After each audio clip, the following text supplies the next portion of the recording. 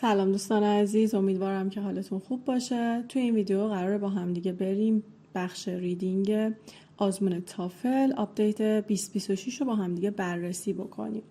در ابتدا میخوام یه نکته رو بهتون بگم. تمام این مطالبی که من دارم میگم و چیزایی که دارم ازشون استفاده میکنم اینجا همه رو ETS خودش منتشر کرده و کاملا رسمیه. نمونه سوالایی که میبینیم و حالا هر چیز دیگه تمامشون منتشر شده توسط خود ETS هستن. خب بریم اول یه نکته خیلی مهم رو در مورد حالا بخش ریدینگ و لیسنینگ بهتون بگم که البته درسته فایل ما در مورد ریدینگه، ولی خب خیلی چیزایی که ما در مورد ریدینگ میگیم در مورد لیسنینگ هم صدق میکنه. ببینید بچه‌ها، ما قبلا یه سیستم داشتیم توی تافل بهش میگفتن سیستم لانگ، یعنی به بچه‌ها توی ریدینگ یا لیسنینگ ممکن بود لانگ بخوره. یعنی چی؟ یعنی یه تعداد سوال اضافه اینا میدادن که اینا آن اسکورد بودن و تصحیح نمیشدن و هیچ کس هم نمیدونست کدوم سوالا هستن. حالا این سیستم رو دوباره ETS برگردونده. ما نه اون موقع فهمیدیم چرا اینا همچین کاری انجام میدن و چرا باید یک سری سوال توی آزمون باشه که اصلا نمره بهشون تعلق نمیگیره و الان واقعا نمیدونیم دوباره اون چه مزایایی داشت که حالا برگردوندنش. به هر حال شما قراره توی ریدینگ یا لیسنینگتون با یک سری سوال مواجه بشین که اینا هیچ نمره بهشون تعلق نمیگیره و این اختلاف توی تعداد سوالا که میبینید به همین دلیل. یعنی الان توی بخش ریدینگ به شما گفته که بین 35 تا 48 تا سوال شما باهاش مواجه خواهید شد که این اصلش این 35 تاست، یعنی اون چیزی که بهش نمره میدن بابتشون 35 تاست و اون بقیهش که ممکنه بیشتر از، حالا من یه اوورویوی دیگه دیدم 50 تا هم توش نوشته بود، این تعداد دیگه ای اضافه تر 35 تا هیچ نمره‌ای نداره. توی لیسنینگ هم همینطور، همین 35 تا هستش که نمره داره و شما حتما یا بخش ریدینگتون و یا بخش لیسنینگتون این قسمت رو داره، یعنی لانگ بهتون میخوره.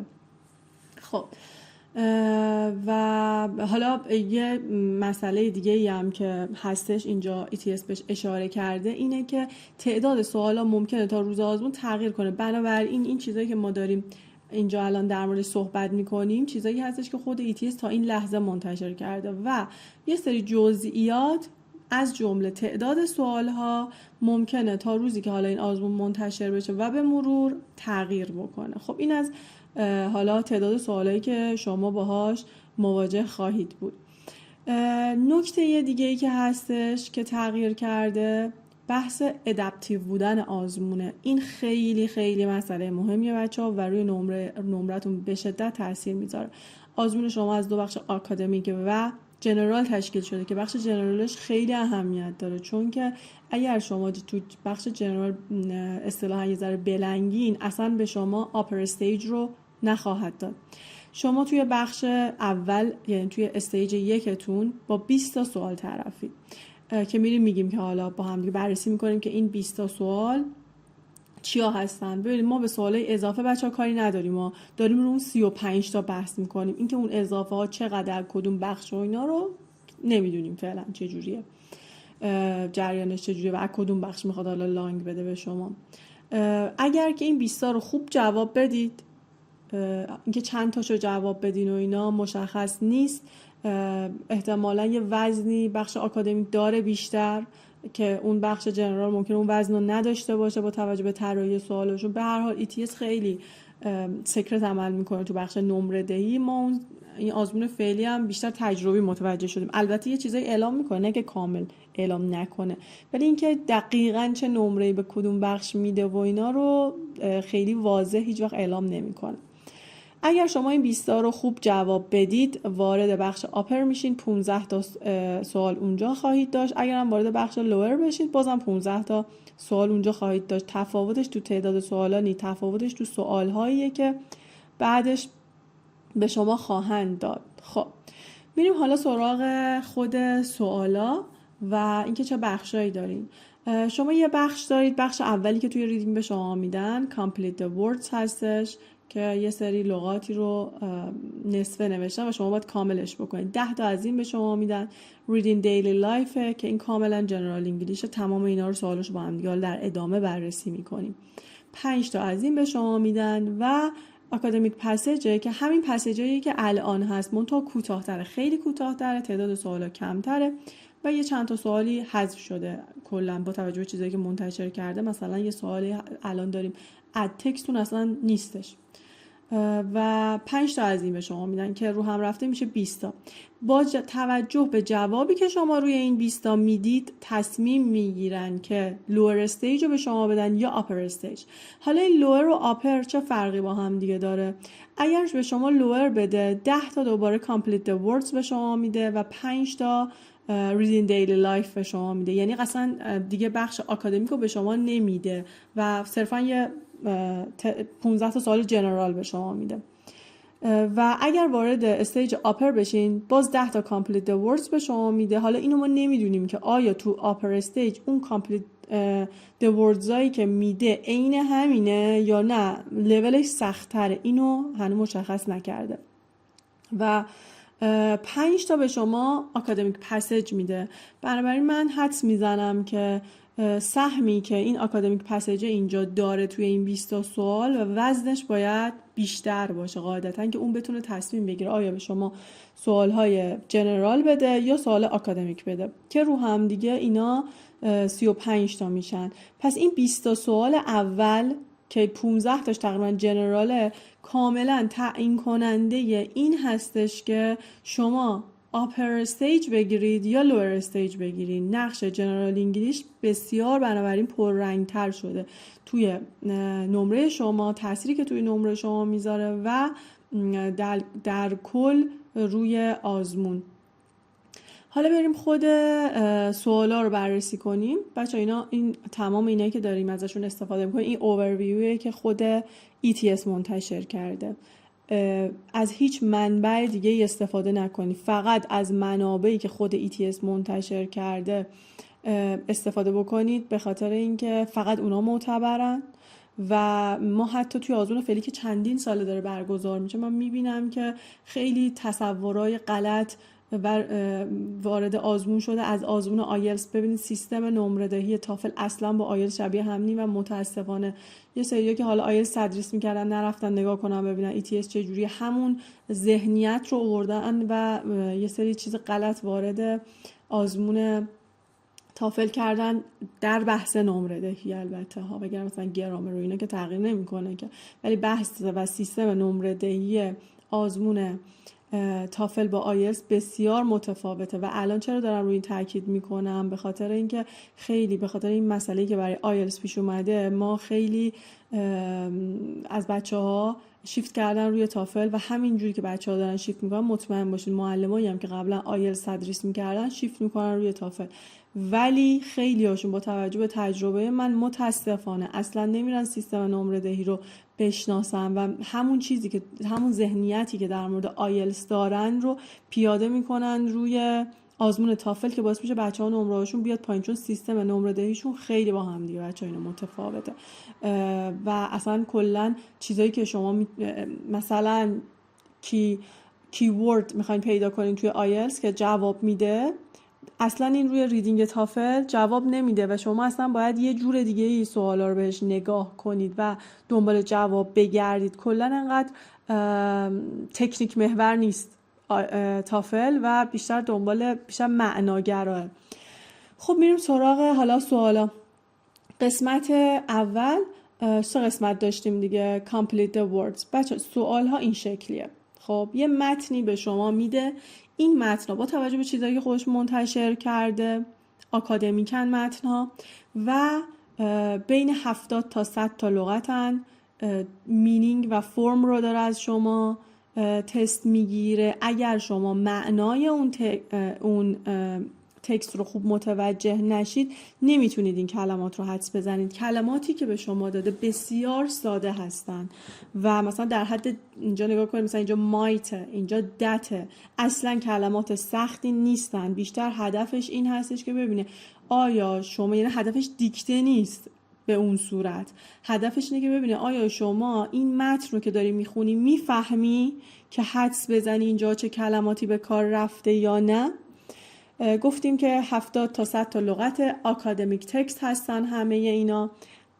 قسمت دوم هر لغت حذف شده، یعنی اولش نی، قسمت دومشون حذف شده و توی هر ستی که به شما میده 10 تا لغت هستش که شما باید حدسشون بزنید و به این شکل به شما میده. حالا تو این اوورویوی که خودش داده جوابارم داده و شما ببینید متن رو که میخونید. گفتم اینجا مثلا میگه we might think that prehistoric people concentrated on و همینجوری ادامه پیدا کنه. باید معنی این متن رو شما متوجه بشید. اگر متوجه نشید بیشتر این سوالا رو نمیتونید جواب بدید. خب بریم سراغ قبل از اینکه بریم سراغ Reading Daily Life یه نکته دیگه من در مورد همون قسمت قبلی بگم. بچه همین تستایی که الان تو TPO و نئو ما داریم، یعنی همین اکادمیک تکستایی که الان وجود دارن، همینا برای تمرین همون قبلیه کافیه. یعنی شما همون اکادمیک تکست رو که دارین تمرین میکنید، خب هر چی تو اون قوی تر بشین این سوال رو بهتر میتونید جواب بدید. خب میریم سراغ Reading Daily Life. اینا بچه ها سوالاش همه جنرال، متنا بسیار ساده هستن، خیلی کوتاهن، نان اکادمیک هستن، بین 15 تا 150 تا لغت میاد. یعنی خیلی، یعنی ممکنه اصلا 15 تا خیلی کوتاه در حد 2 تا جمله باشه و یا 150 تا لغت باشه. 2 یا 3 تا مالتیپل چویس کوئسچن ازشون به شما میدن. بنابراین وقتی که شما میبینید که توی اون جا داشتیم که 5 تا، بذار اینو بیارم دوباره براتون ببینید، اینجا میگه که Reading Daily Life 5 تا سواله، پس از هر متنش 2 یا 3 تا سوال میاد. خب بنابراین شما 2 تا Read in Daily Life خواهید داشت توی استیج 1. اگر هم توی استیج 2 بیافتین توی لوور که 2 تا هم اینجا خواهید داشت. خب سوال در مورد چیا هستش؟ پوستر، ساین، منیو، اسکیجول، ایمیل و تمام این چیزایی که حالا ممکنه توی دیلی لایف ما باهاشون، ادورتایزمنت که اینجا همه رو نوشته که چه چیزهایی هستش. شما باید اونو بخونین و به سوالا جواب بدین. سوالا چیا میاد؟ مین پرپس. بچه مین آیدیا کلا خیلی توی ریدینگ جدید، توی ریدینگ این آپدیت 2026 خیلی مهم شده. ما اصلا توی بخش ریدینگ قبلا به این شکل مین آیدیا رو نمیپرسیدن، ولی الان هم توی ریدینگ دیلی لایف و هم توی اکادمیک پسیجاش ما مین آیدیا رو بحثش رو داریم. حالا یا مستقیما ازش سوال میپرسه یا به شکل سوال پرپس کوئسچن میاد ازشون میپرسه. اینفورمال لنگویج دارن، اینا اصطلاح دارن، شما باید اصطلاحات رو بدونین. به خاطر همین میگم خیلی بحث جنرال انگلیش اهمیت پیدا کرده توی آزمون جدید و قبلا ما اصلا اینفورمال لنگویج نداشتیم، مثلا اکسپرشن نداشتیم، این چیزا رو نداشتیم، ولی الان توی سوالای جدید خب هستش دیگه. سوال اینفرنس ازتون میپرسن و تلگرافیک لنگویج. تلگرافیک لنگویج اونایی هستش که مثلا کلمات اختصاری رو به شما میدن، مثلا FYI میشه for your information، یه همچین چیزی، یا شما کلا مثلا etc. این چیزها رو باید بدونید. کلا باید جنرال انگلیش بدونید. بچه جنرال انگلیش شما باید در سطح B2 باشه. با اصطلاحات و لغات جنرال باید آشنایی داشته باشید، وگرنه از استیج 1 ممکنه عبور نکنید که وارد از استیج 1 که عبور میکنید، منظورم اینه که شاید نتونید وارد استیج آپر بشین. به خاطر همین خیلی خیلی جنرال انگلیش نقشش مهم شده. من فکر نکنید که کسی که میتونه اکادمیک پسیج رو انجام بده حتما باید بخش جنرال انگلیشش خوب باشه. نه، من میبینم بچه ها دایره لغاتشون توی بخش اکادمیک بسیار خوبه، ولی یه سری چیزای بسیار ساده رو توی اینفورمال لنگویج متوجه نمیشن واقعا. و به خاطر همینه که من انقدر تاکید میکنم. ما قبلا از B1 بچه‌ها میتونستن بیان و شروع کنن متنای اکادمیک رو زدن و اینا، ولی واقعا الان نمیشه، به خاطر اینکه میبینم من که بچه‌ها نمیتونن جواب بدن سوالای جنرال و یه چیزای بسیار ساده‌ای رو با مشکل باش مواجه میشن توی ریدینگ و لیسنینگ. برای اصلا پشت گوش نندازید، حتما خودتون رو به سطح B2 برسونید، به خاطر اینکه شما اون دایره لغات رو نیاز دارید. فهمیدن و درک اینفورمال لنگویج رو نیاز داریم. ببین سوال اینفرنس از شما داره میپرسه. سوالای اینفرنس سوالاتی هستن که جواب دیرکتش نیومده توی اون متن و شما خودتون باید نتیجه بگیرید این رو که جواب این سوال این میشه. معمولا اینا جزو سخت‌ترین سوالا بودن قبلا هم توی همین آزمون فعلی که آکادمیک پسیجا هستن. اون موقع برای بچه‌ها خیلی سخت بودن. قطعا اینجا هم اگر کسی جنرال انگلیشش خوب نباشه براش سخت خواهد بود. خب ببینید این یه دونه متن خیلی کوتاه به شما داده و اومده حالا یه سری سوال ازش پرسیده. اولین چیزش که ازش پرسیده این چه بیزنسیه که این داره حالا در توش این بحث شده و یه دونه از این داده. جوابم که تو اوورویو هست یه دونه داده. حالا میریم توی تست هلپر یا تستینو سوالا رو بیشتر چک میکنیم. پس این شد برای بحث قسمت دوم که جنرال انگلیشه. 5 تا سوال ازش می. حالا میریم سراغ مثلا قسمت سخت ماجرا که من البته فکر میکنم برای اونایی که با تست قدیم بیشتر آشنایی داشتن شاید این قسمت راحت تر باشه و اون بخشش جنرال انگلیشش یه ذره سخت تر باشه. خب این آکادمیک پسیج هستن. 200 تا لغت تقریبا به شما میده توی هر پسیج. خب اون پسیجایی که ما الان داریم توی تی پی او و نئو ها اونا حدود 700 تا هست. یعنی ببین چقدر متنا کمتر شده و بنابراین به نظر من راحت تر خوندنش. موضوعات چیا هستن؟ history, art, music, business, economics, life science, physical science, social science. موضوع ها هم حتی یه مقدار راحت تره با توجه به این چیزی که خودش داره میگه، چون ما قبلا موضوعات خیلی سخت‌تر و پیچیده‌تری داشتیم، ولی الان به نظر من حتی موضوعا رو اومدن یه مقدار راحت‌تر کردن. مثلا قبلا ما گریک میتولوژی داشتیم، الان دیگه نمیبینم که داشته باشیم. و خب پس اینم موضوعات 200 تا لغت. 5 تا سوال از هر متنی از شما میپرسه. سوالا چیا هستن؟ factual information, vocabulary in context, inferences که اینا جزو سخت‌ترین سوالان، the relationship between ideas and the purpose of all parts of the text که این سوالای مین ایدیا زیر مجموعه همین تقریبا میاد. و تمام این سوالا رو ما الان توی آزمون تی پی او و نئو، توی آزمون‌هایی که الان در دسترس ما هست داریم. یه سری سوالا هم نداریم. مثل چه سوالی؟ مثل سوال 10 سامری، اون نیست. بنابراین اگه دارین اون تکست رو میزنید به عنوان تمرین اونو نزنید. سوال اد تکست هم نیستش، مشخصا الان نیستش. و این دوتا پس سوال 9 و 10 اصلا لازم نیستش که کار بکنید. خب ببینید متن چقدر کوتاه شده. یه متنی به شما داده و بعد از اون متن سوال پرسیده. همین سوالایی که حالا بالا هست که فرمتش هم داده به همین فرمتی هستش که حالا الان هم ما میبینیم. یعنی هم متن رو میبینید با این شکلی که خودش داده، هم متن رو میبینید همزمان و هم سوالا رو میبینید. خب بریم بچه ها این سوالا رو سایت تست هلپر گذاشته، فکر میکنم تستینو هم گذاشته. حالا من از تست هلپر بازش کردم.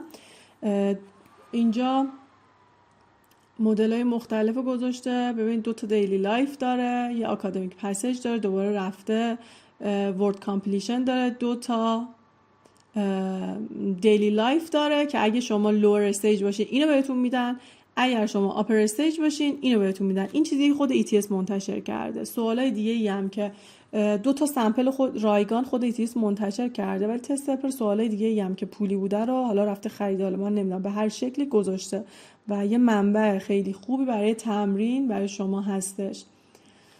خب این همونی بودش که با هم دیگه خوندیم که اینجا باید بذارین این might، مثلا اینجا think that هستش. حالا اینو سعی کنید خودتون انجام بده. اولش بچه‌ها خیلی سخته، این واقعا حد زدنش اولش، مخصوصا اگه خیلی با آکادمیک پسیجا آشنایی نداشته باشین واقعا سخته، ولی اینو صرفاً با تمرین کردن به اون حد مورد نیاز خودتون میرسید. نگران نباشید، واقعا چیز خاصی نداره و صرفا تمرین میخواد و هر چی که شما توی آکادمیک پسیجا قوی تر بشید اینا رو هم بهتر میتونید جواب بدید. جواباش هم که اینجا هست. بچه نگاه کنید ببینید چقدر ساده است. might, that, people, only, basic, however. بعد اینجا مثلا خب من همین باید بدونم دیگه از لحاظ گرامر و استراکچر باید بدونم که اینجا که how گذاشته جمله که سوالی نیست و معناشو باید متوجه بشم که یک کانترادیکشنی داره، پس however باید بذارم. به خاطر همینو گذاشتم که ببینید چقدر لغت‌های ساده است. به هیچ عنوان لغات سخت نداده، یعنی تمامشون لغات elementary و اصلا لغاتی هستن که مثلا ترانزیشنن یا کنجانکشنن، این چیزا هستن. خیلی ساده است واقعا. برای اگه دفعه اول اومدید انجام بدید نتونستید استرس نگیرید، واقعا ساده است و فقط تمرین میخواد ذهن شما عادت کنه به این سوال. همین. میریم سراغ قسمت، بذار انسر رو خاموش کنم، سراغ قسمت بعدی که یه حالا نوتی به شما داده و اینم خیلی سوال ساده هستش. دوباره اولین چیزی که ازتون پرسیده همین که این بیزنس چه نوع بیزنسیه و 2 تا سوال، 2 یا 3 فکر کنم 2 تا باشه چون که خیلی کوتاهه. از این متن به شما داده، بله اون که کوتاه‌تره. دومی یه مقدار بلندتر متنش، قاعدتا یه ذره سطحش احتمالاً سخت‌تره و مثلا ببینید اون اولیه پرسیده بودش که این چه نوع بیزنسیه، ولی سوال اوله این اومده مین پرپس رو پرسیده. خب ببین سوالا یه مقداری داره سخت‌تر و آکادمیک‌تر میشه توی دومیه. بریم جلو و باز دوباره اومده یه سوال دیتیل تقریبا فکر میکنم از شما پرسیده اینجا که یه ذره سخت‌تر از قبلی است و همین 3 تا سوال داره. حالا میریم سراغ آکادمیک تکستش. خیلی ساده هستش، یعنی خیلی کوتاهه نسبت به سوالای فعلی، واقعا به نظر من ساده تره. بیشتر سوالا رو بچه من چک کردم، اولین سوالا مین آیدیا، مین پرپسه، یه سوالایی که در مورد کلن با دونستن مین آیدیا شما میتونید جواب بدین و همین جوری لغت پرسیده و همین سوالایی که ما الان داریم دیگه، سوالایی که همین الان هم ما باهاشون مواجهیم. پس بچه‌ها به صورت کلی شما باید ریدینگتون در سطح B2 باشه و همه مهارتاتون در سطح B2، ولی اینجا چون من دارم مشخصا در مورد ریدینگ صحبت میکنم در سطح B2 باید باشید. برای بخش آکادمیک باید برید لغاتی که همین الان کتابایی که ما داریم، کتابایی که خود ETS منتشر کرده و به اسم آفیشال هستن همشون، اونا به درد شما میخورن. لغات هم همینایی که الان میخونین 504 رو، حالا هر کتاب لغت دیگه‌ای که به نظرتون خوبه همه اونا اوکی میتونید بخونید و برای تست زدن هم از همین منابعی که ما فعلا داریم باید استفاده میکنیم. چی شد پس؟ ریدینگ در تمام مهارتاتون، حالا ریدینگ در سطح B2 باید باشه که بتونید بخش جنرال انگلیش رو جواب بدید. شما دایره لغات جنرالتون باید با اون جنرال انگلیشه، باید با اون کتابای جنرال بیاد بالا. اون اصطلاح‌ها و این چیزایی که داره شما میپرسه باید تو قسمت جنرال شما اونا رو اصطلاحاً بسازید و درستش بکنید. پس با کتابای جنرال میرین جلو. برای بخش آکادمیک از دایره لغاتی که حالا تو این کتابای لغتی که برای بخش آکادمیک و سوالهای فعلی هستن استفاده میکنید و همین TPO و نئوها رو میزنید، تمرین میکنید. اونا خیلی هم سخت‌تر هستن، قاعدتا اگه از پس اونا بر بیاید خیلی راحت‌تر میتونید از پس آزمون فعلی بر بیاید و همین فکر میکنم که تقریبا تمام چیزهایی که میخواستم بهتون بگم رو گفتم. یه نکته دیگه، آزمون نمره منفی نداره، چه توی بخش ریدینگ و چه توی بخش لیسنینگ و شما اگر یه گزینه ای رو غلط انتخاب بکنید نمره منفی نمیگیرید. بنابراین حتی اگر هیچ آیدیایی هم نداشتید در مورد حالا اون سوال، حتما یکی از جوابا رو انتخاب کنید. امیدوارم که این مطالبی که در موردش صحبت کردم به دردتون خورده باشه. اگر براتون مفید بوده لایک و سابسکرایب کردن یادتون نره. اگر منابع دیگه ای میشناسید که میتونه به دیگران کمک بکنه و کتابای خاصی میشناسین که حتما به شما خیلی کمک کردن تا سطحتون رو بیارن بالا، یا لحاظ جنرال انگلیش خیلی شبیه آزمون هستن، خب خوشحال میشم که توی کامنت ها بنویسین تا بقیه هم بتونن استفاده کنن.